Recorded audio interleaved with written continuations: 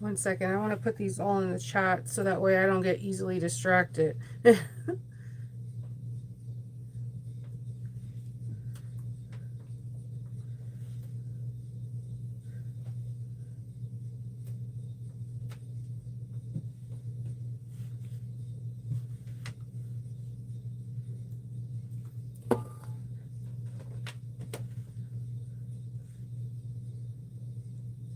Because when I start talking, I'll forget to put something in there, and then I'll say, "Hey, I'll put it in the description box," and then life starts lifing, and then I'll be like, "Oh, I forgot to put it in the description box."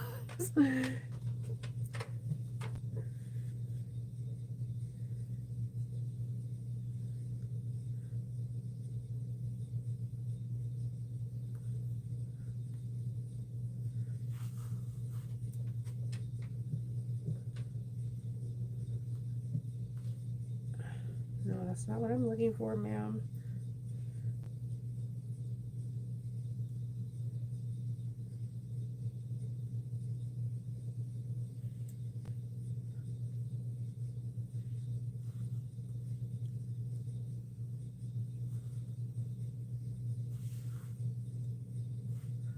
I'm putting the Scotchgard information too.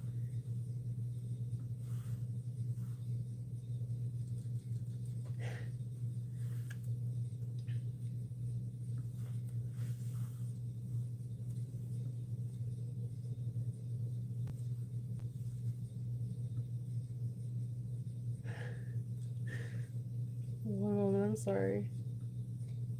If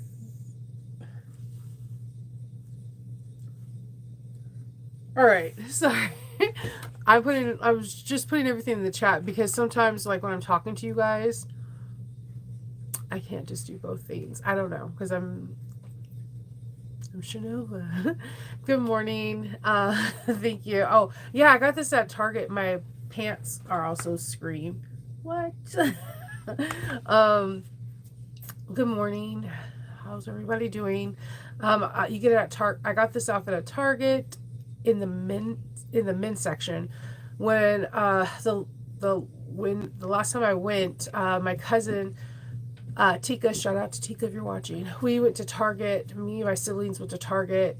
Tika was a lifesaver. I can't even begin to tell you. After seeing my mom pass away, we went out with my Uncle Moore to go get something to eat because he was concerned that we weren't eating. The next day, we went over to my Aunt Connie's house and Uncle Thomas, and we kind of had like a little family luncheon, and we were laughing, crying, and smiling, talking about stories about my mom. Then my cousin was like, "Hey, how about you come over to our house?" So we hung out with her and her extremely nice husband, Amid. And the next day, Tika was like, "Well, let's hang out." So I've never been to a Target in the Oceanside area. Even though I am from California, I'm more of the OC and the Orange County and IE in Inland Empire. So I haven't also been in California for like at this point for like 17 years. So she was like, "Let's go to Target." This is where I think this is where me and my brothers, my sister and I, and Tika and my brothers were different. I feel like my brothers don't understand that when some some of the fairer sexes go to Target, we can just be there for hours, just hours. And Tika was like, "I should have took you to the Target that was 2 stories." I was like, "What?" I was like, "Next time I'm in Oceanside, I want to go to the 2 story Target. I've never been to a 2 story Target." So my brothers went over there and he came back with a Land Before Time t-shirt. We all immediately, Tika, my sister and I were like, "Take us over there."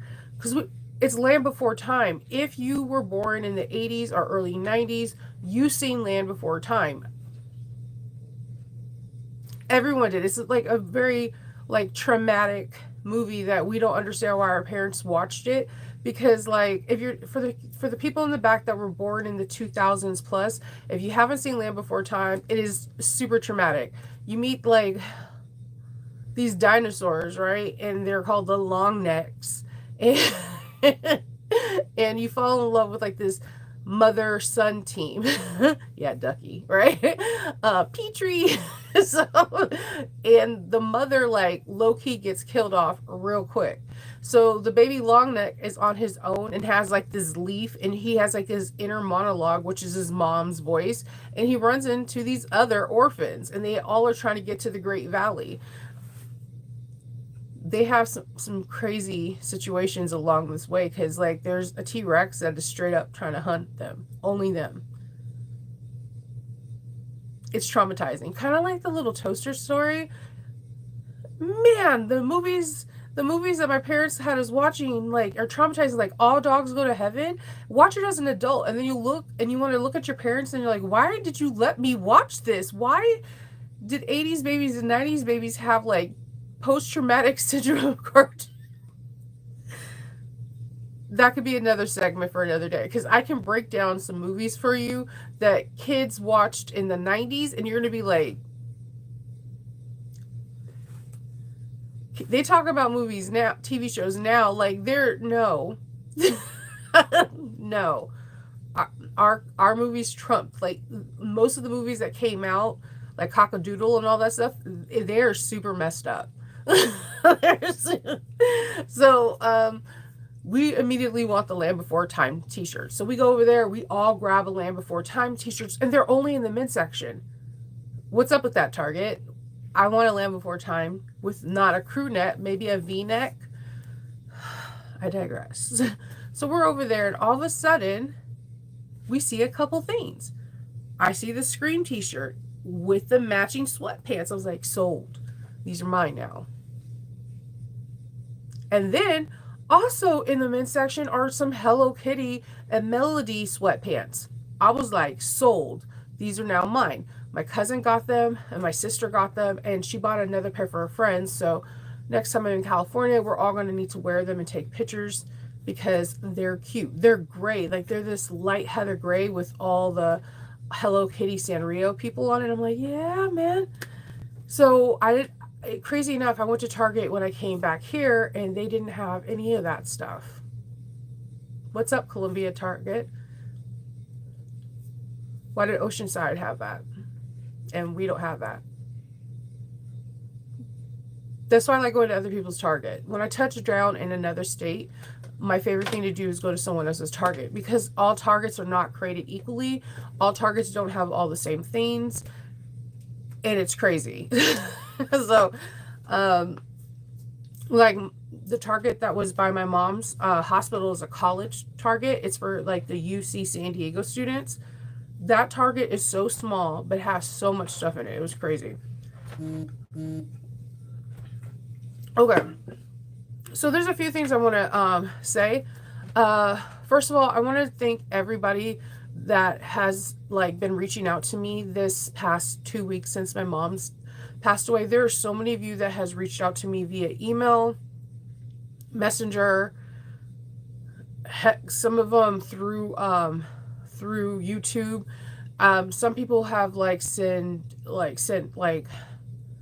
money through Ko-fi. Some people have sent condolences cards. Some of you guys have told your own story about losing a parent, and some people have told their stories about how they handle grief, and all of that has been such a comfort to me, because some days I feel like I'm me, and other days I feel like, how am I gonna live, keep going on. I can't explain it, because this is, like I said, I've said it, I'm very open about how I feel. Like, it's hard for me mentally, spiritually, emotionally, and definitely financially.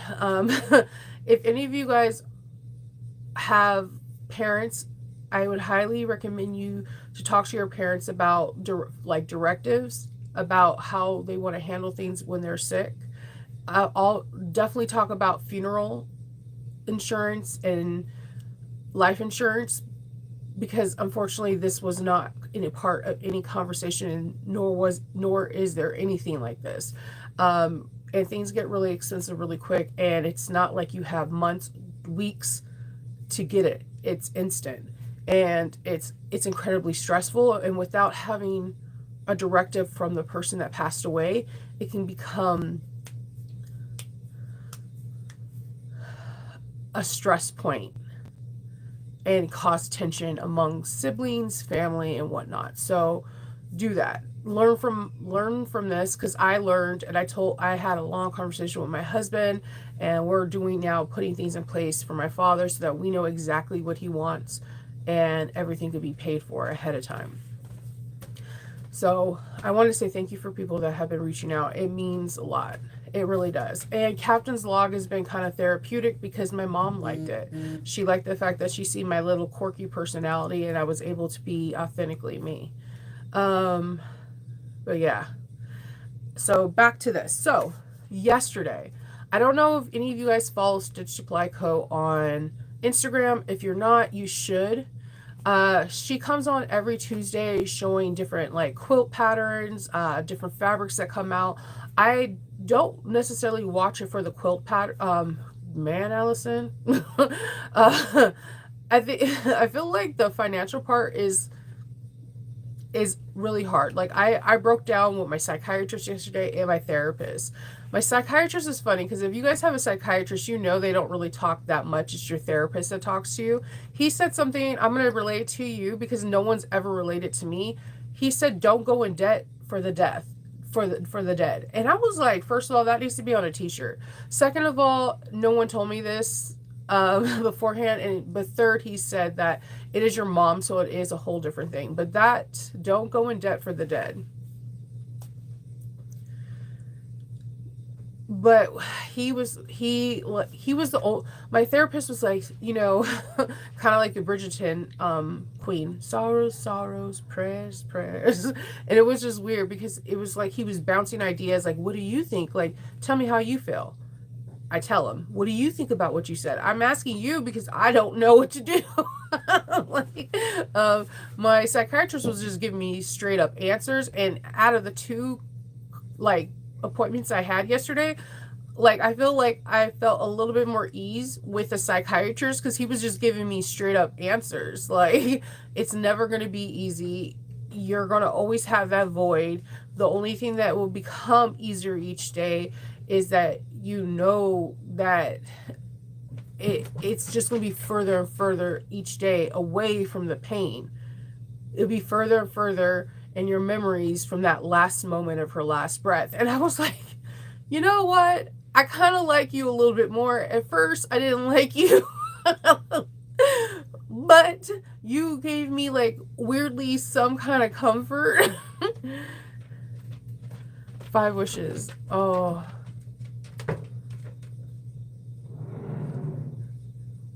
Okay. I'm writing that down.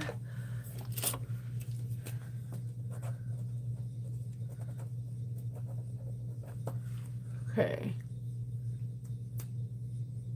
That's a good one. Thank you, Lisa. So, like everyone that's been reaching out, some of you guys have my personal contact, email, whatever. Everyone that's been reaching out to in support and trying to talk to me and everything, I really do appreciate it.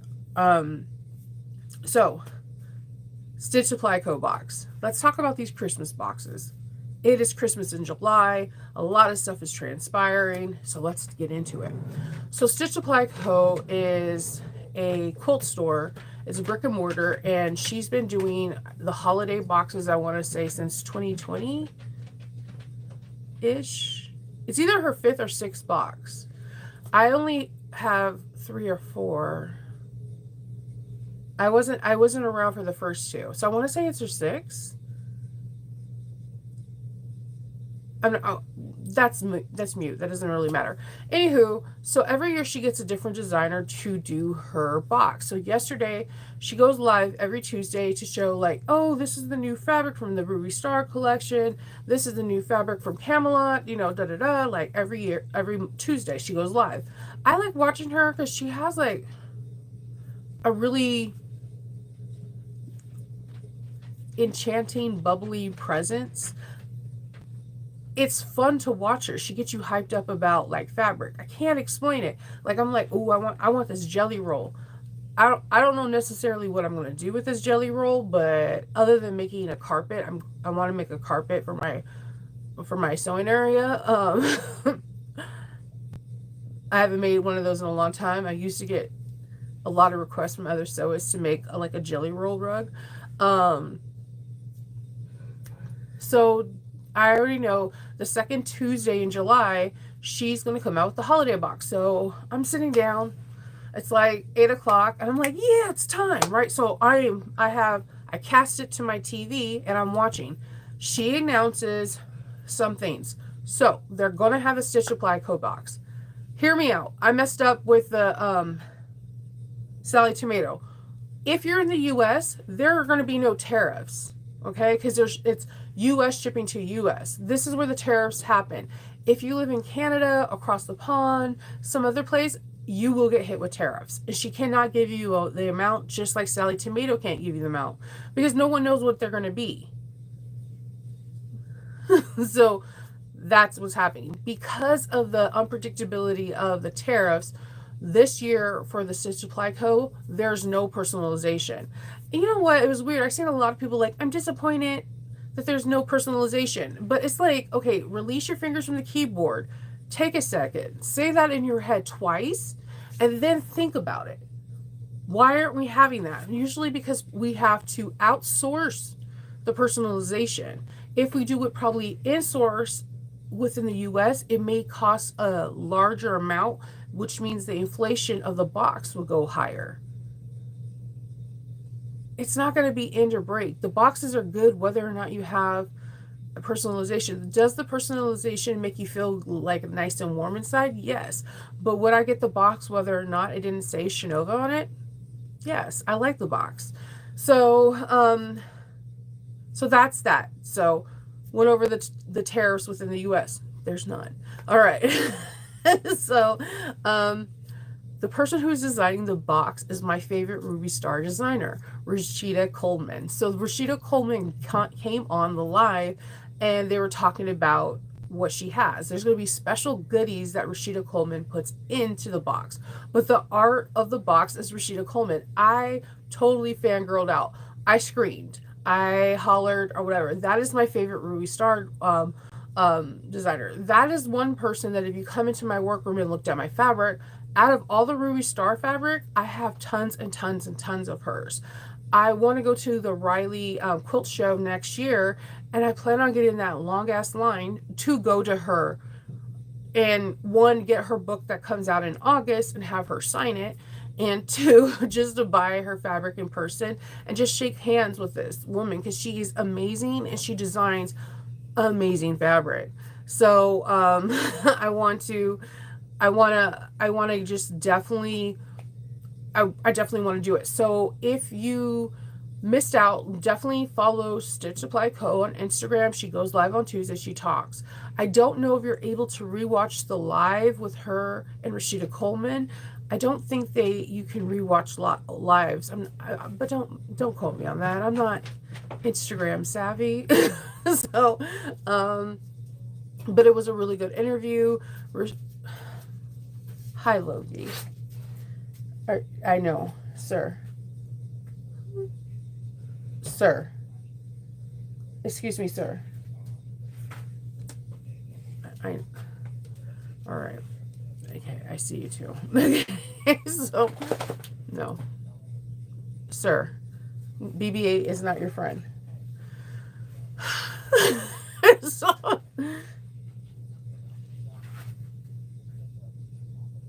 I don't know who's down here. Because whenever he's down here, that means someone moseyed their way down. Anyways, Loki. Oh, all right. Never mind. I can't get distracted. He's very easy. He's an easy distraction. So yes, Rashida Coleman, if you're a fan of hers, she's the one that's designing the box for Stitch Supply Co. So the boxes are on sale right now, and I put a link not only in the chat, but it's in the description box. They're $1.99 plus whatever the shipping. If you can't pay the $199 up front, I think Shop offers Afterpay where you could break it down into 4 payments, like a payment each month. So there's that information. So Sally Tomato has a box as well. And again, the tariffs are just the same. No tariffs within the US. It's only tariffs if you live outside the US, and they can't give you what your tariffs are. If you want to know more about that, you need to get in contact with the person that you're buying the kit from, box from. Like, you would need to email Sally Tomato prior to buying the box saying, hey, Sally Tomato, it's not, you're going to be talking to an actual person, and be like, hey, so what would the tariffs be for me buying it in London? And they'll give you the answer. But I'm pretty sure the answer is going to be like, yeah, we don't know. Like, the thing is that because the boxes come usually like in November or at the end of October, and no one knows what can predict, like, are they going to be 25%, or are they going to be 0, are they going to be 55%? No one knows right now. Tariffs be crazy right now. Every day it's something new, like 25%, 40. We have no control over that. We just don't. So that's that. I put the link. Now, if you click the link to the Sally Tomato in either the comment section or in the description section, I have to let you know this is an affiliate link. If you buy this, I get a small kickback. I just want to know. If you don't want me to get a small kickback, if that's cool, just go to Sally Tomato website and click on the Advent calendar. It's like right in like the drop down menu, or like on the left hand side. It'll have like Sally Tomato Advent, and it'll have like a weird cute little Christmas box. Either way, just wanted you to know. So those are the 2 boxes I always get. I know there's other boxes out there. The reason why I picked these 2 is that they've been in it the longest. Like I said, Stitch Apply Coats, either like their 6th or 7th year making a box. I don't know how long, but I want to say 6. And Sally Tomato, this will be like, I think their 5th. I think they started in 2020. I got the very first box, I think. This is their 5th. So when people have been in the system with the holiday boxes for a very long time, I have a tendency of trusting them because the pre-order speak for themselves. And another reason why I trust them, hear me out, is it's their 7th. Okay. Another reason why I love them is because both of them are brick and mortar businesses. They both have a actual physical business where people walk in and buy stuff. That, I don't know if that means a lot to you, but that means a lot to me. That means that this business is not just some fly by night and close down the shop easily. There's an actual physical location. Sally Tomato and Stitch Apply both have staff. They both have people behind them taking that work for them, and they both work with like actual fabric companies like Stitch Apply Co. She knows all the Ruby Star designers. Like, she knows like Tula from Tula Pink. Like, I'm just saying that is amazing. Sally Tomato knows a lot of the designers, and now she's getting to know actual bag designers as well. So like to these people, they're well rooted into the bags community, the quilting community, just the sewing community. So for me, it's not like fly by night thing. So that is something you want to think about. I think there are other people out there right now that are newer to the scene that are having Christmas boxes, and definitely you can give them a whirl. Just do your research, people. If you're paying a lot of money for something, please do your research on the company, find out how long they've been around, see if there's any like comments within the groups that you may feel like is sketchy. Just know where you're putting your money. If let's say the group is like Shinova Co. first Christmas box, go into Sew Whatever and put Shinova Co. and see if there's any like oh my God, Shinova is late on her pre-order again. Or go into creative bag making and put like Shinova Co. And everyone's like, oh my gosh, Shinova's the best. She's easy to work with. Or like go into different like all-purpose bag groups and put Shinova Co. Go into Google and put Shinova Co. Because usually there's like some kind of form even on Reddit, like where they're like, man, she said 2 weeks, but it turned out to be 5 months, you know?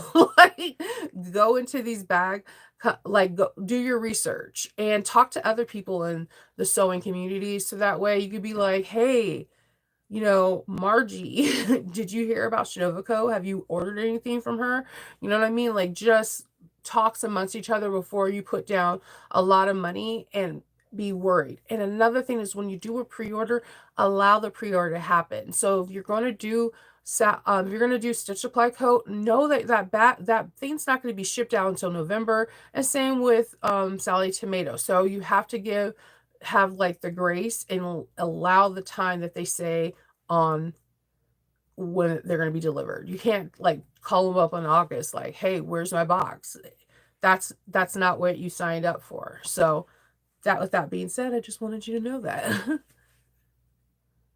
They do have where they have people coming up to their store where they have open warehouse day. So like if you get their newsletter, they unfortunately they did have a fire, but they're still doing it. They have open warehouse days and things like that. So they still have a brick and mortar. They still have an actual physical presence. They're still at all these this quilting store. Like anytime a quilting function is there, they're there. So they're physically within the community. It's not a just an internet business. They're physically in the community. If you go to Raleigh's quilting thing, you're going to see Sally Tomato. If you go to Quilt Show California, you're going to see Sally Tomato. Like, so that's why there's a little bit more trust there. So, and they do have, like I said, open warehouse where they'll be like, hey, we have like all these bags that we've made for videos. They didn't sell online. If you're in this Wisconsin area or wherever they are, Colorado area, our warehouse will be open from this time to this time if you would like to purchase a bag.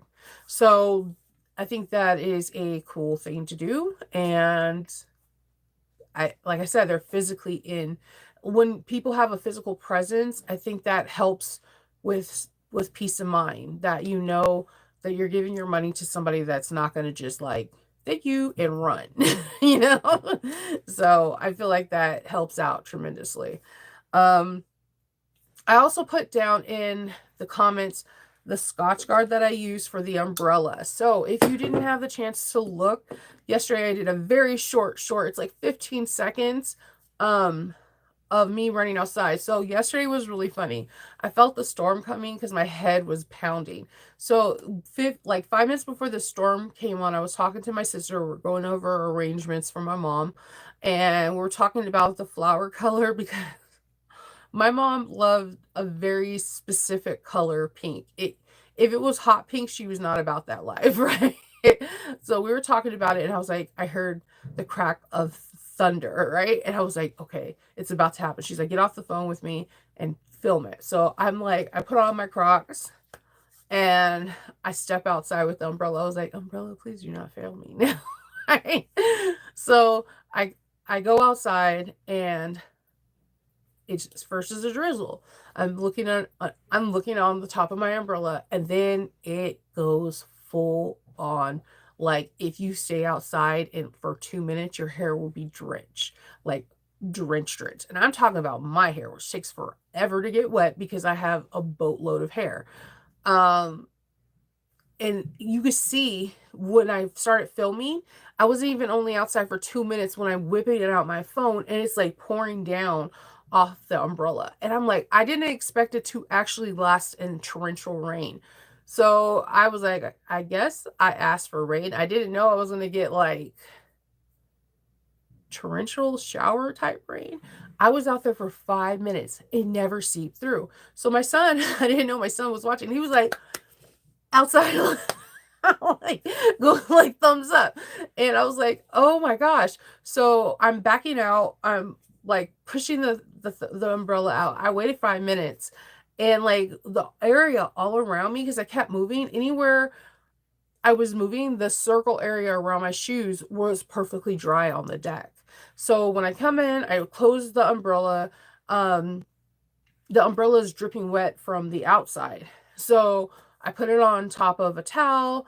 And then I was like, I need to see if the inside is wet. And he's like, well, you just closed it, Mom, so some of the water had to go in. So I take it down to the basement. I open up the umbrella, and like where the rim is, where like the little water droplets, he's right. A little bit got on there because I closed the umbrella. When you opened it fully out, it was pure white. Not one drop of rain seep through.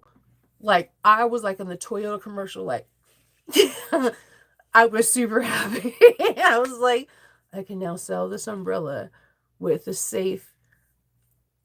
It made it through the rain. And I was like, I was so freaking happy because I'm not going to sell anything that I can't stand behind. Because my biggest fear is like, yeah, I made an umbrella. Here, take it. And someone's out in the rain, like, yeah, so I was in the rain and it dripped all over me. I want my money back.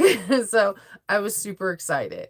So the next umbrella, I was going to make one today, but my doctor actually told me that when he he told me not to. He said that I told him I make a lot of things in a mad dash besides the situation with my mom. Like it's like something that I do. And he said he, he told me that I need to relax before I go to an event. And I was like, I'm trying. So my next umbrella, I'm gonna try this. And I put this Scotchgard into the comment section here. I got it from Amazon. You can buy it in 1 or 2 pack. This one though, I Scotchgarded the wallet that I made yesterday, and this smells like Raid bug spray. But it was weird because after I let it air out, it doesn't smell on the fabric whatsoever. But whilst spraying it, I was waiting for the ants to go Raid. Like smells bad. But yeah, I was super excited that the umbrella worked. So there is like a 15-second video of it because I was so afraid to film because the water was coming down so hard. Like I was like, if this gets my phone wet, I'm gonna be super ticked off. But my umbrella did not get wet, and so I used 2 treatments of the NYX. I was used 2 treatments of the NYX. So I didn't know. It doesn't say 2 treatments on the bottle, but I just felt like the first treatment felt like regular fabric, and for some odd reason I just thought do another one. I still feel like it. Hear me out. I feel like you need to treat the underneath of the umbrella. Like it doesn't make any sense to me to only treat the top. It doesn't make any sense. Like so I don't know why that's bothering me so much, but I'm doing more research. There's still a couple other patterns out there for umbrellas. There's even like some booklets. I'm gonna hopefully after the convention, I'm gonna order some stuff and then I'll share it with you. If you're not aware, when I get engrossed with other parts of sewing, I just don't rely on one source. I will buy other sources to fully engulf myself into something. I want to be fully educated so I can fully grow. That's how I am. So the more I learn, the more I absorb and the better I can become. So don't don't raids. So the other side of the road, it seems it would. I mean, okay. So when you're spraying it, it does seep through. You can see. So when pretend you're spraying this on the fabric, you can see the treatment come through to the other side. You're right. So it is penetrating to the other side, but there's just something in my. I can't. When you're okay. I know when you're waxing canvas, it seeps through to the other side and it waxes on the other side. But then there's just something in my gut telling me that because of how this is, I don't, Loki.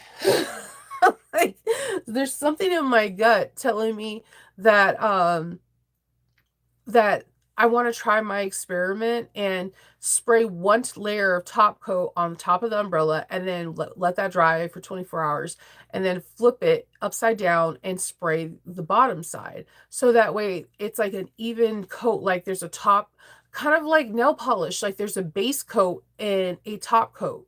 I don't know why, but there's just something in my, like my soul telling me that this will be the ultimate way to weatherize cotton. Because like in my head, I was like, I want to put odor coat on this, but I don't know if it will crack every time you open and close it. There's just something in my body, something in my soul telling me that this might work even better. So when I come back, I'm going to try this stupid method to a madness and see how well that works. I don't know why it's telling me that. um the Raid one I tried on the wallet yesterday and it doesn't smell at all now. Like you could try. I tried the sniff test with everybody in the house and like, what are you talking about? It just smells like nothing. It does, the smell dissipates. So yeah.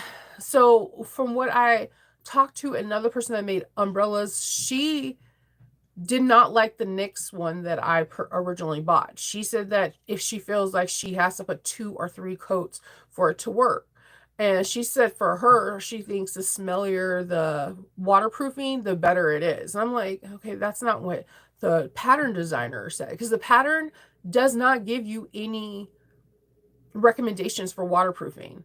That was my biggest qualm with it. It's like usually when you get a pattern, there's recommendations for like glue or something. There's no recommendations. So you're kind of like left on your own trying to figure out what kind of waterproofing you need to do. So this is why I'm just like, let's explore. So that's why my next one's going to have this. So I'm curious if I spray it on the interior and exterior of the cotton, how well would it work? So yeah, that's my thing. So today I'm going to be at noon. I'm going to be working with the Patreon peeps with the bobbins and the rotary cutters. We're going to be cutting out a bag, and then me and my daughter are going to be start pulling out trunks so we can start bagging and tagging patterns and cataloging them and marking them down, so marking the prices down. So what I usually do is get a fresh journal, I write out each one, and then I put the price tag on each one, and we go from there. So this process is a very long process. It is so long. It's a very tedious process too. It takes a very long time to tag everything. So that's what we're doing today. And it's probably gonna take us like 5 hours. And putting all the bins into the living room so that way we can put them all in the car for Friday morning. And then tomorrow we'll get out all the cases and all the show pieces, like how we put up the booth. And tomorrow is like, it's just prep day, like everything I have to do to prep for the convention, like just packing and making sure I have enough cards, just everything for the display. And then there's like just getting everything ready. Getting everything packed is easy, but making sure Hope's packed too. It's the same convention I always do. I always do Comic Cons because I make nerdy bags. So so that's what I am doing today. So my first part of the day is I'm going to get everything ready to cut out a bag with my Patreon peeps. And then I'm bringing all these bags up to start marking them. The prices. I just had a new journal and I don't know where I put it. So, yep, it's bag and tag day, and then I'll have a better guesstimation of how much inventory I'm bringing, and then me and Hope will do our famous what 5 bags are going to sell first. If you guys are not familiar with it, me and Hope each pick 5 bags we think are going to sell first. If one of my bags sell first, or one of her bags sell first, that's the person who gets to pick dinner for Friday. So, of course, on Friday, I will not be live, nor will I be live through the weekend, and I won't be live on Monday. I will be back live on Tuesday. I'm hoping that I can do like tidbits, like small shorts. It's just really hard to do because part of me selling bags is not just the bags presenting themselves, it's me selling. And it's weird if my daughter is having a camera right in front of me talking to someone. It's not authentic. I'm like, okay, the way I am in person is similar to how I sell. I don't take I don't like posy pictures. I feel like it's not real. I like pictures that are taken, like someone takes them in a moment, like where I'm busting up laughing with someone, or like when I'm teaching something, or like we're in a brace and we're hugging or we're handshaking, something that is in a moment. But what if you're turning around and you're just like posing, it's like the moment could be fleeting. Like you don't even remember that because you were told to do that, versus like you're talking to someone and you guys are laughing, your hand is on their shoulder, or you're bent over like dying in laughter. So it would be weird for my daughter just to start like, I'm recording my mom like selling a bag. So it's hard. Sometimes people do ask me like, "Oh, I bought this bag with you. Can you take a picture with me?" Then I will post it, and I'll ask for permission, and then I'll post it. But it's very rare. Most of the people at conventions aren't similar to me. They're mostly like introverted people that like fandoms, and they're not really about picture life. So thank you, Margie. So if there are pictures, I'll post them, and I will post them on YouTube and you guys can see them. But yeah, Friday, Saturday, Sunday, and Monday, I will be MIA because I will be up in PA.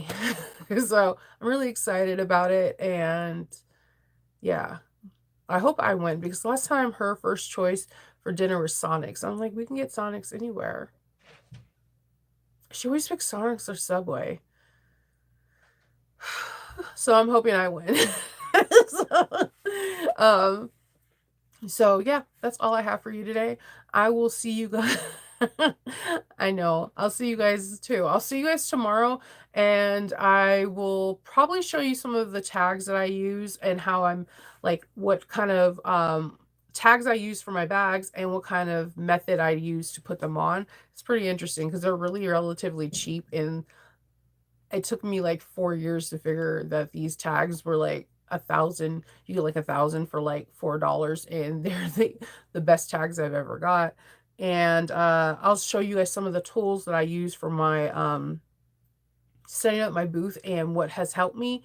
Booths like kind of elevate over the years. When I did the interview with when I did sewing with Lauren, and we were talking about her Comic Cons and mine, we talked about how our booths elevated from like nothing to getting bigger and bigger and bigger each year.